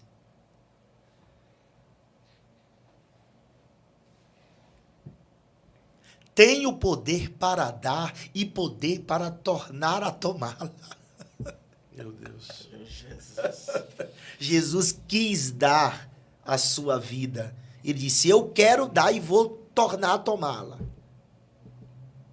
Ele entregou e a tomou. Isso mesmo, João 10, versículos 17 e 18. E ele conclui nessa versão que eu tenho aqui, esse mandamento eu recebi do Pai. Você já imaginou um diálogo no céu quando Cristo se prontifica a tabernacular entre nós, deixando a sua glória? Passando pela quenoses, a humilhação, nasceu aqui, e ele veio com uma missão que o Pai lhe deu. O Pai disse assim, ó, vá, dê a sua vida e torne a tomá-la. Como é que seria esse diálogo? É um diálogo que já vem lá do tempo da pericorese, a dança da trindade. Pastor Denilson, muita gratidão. A honra é minha. Muito obrigado mesmo por ter nos prestigiado aqui. Espero poder recebê-lo outras vezes para a gente dar continuidade a essa conversa. Um prazer. Um prazer. Viu? Deus abençoe. O senhor tem os seus livros, né? Tenho 7 livros escritos, está em promoção lá no meu Instagram, Denilson Lima Oficial. Aproveita, R$ 159,90, frete grátis para todo o Brasil. Tem o meu seminário. O seminário também. É o seminário mais pedido do Brasil hoje, pela misericórdia. É por curso também? Tem como comprar o seminário? Tem curso também, tem um curso, uma jornada no livro de Apocalipse. O link está na bio do Instagram. Também tem um curso sobre o tabernáculo.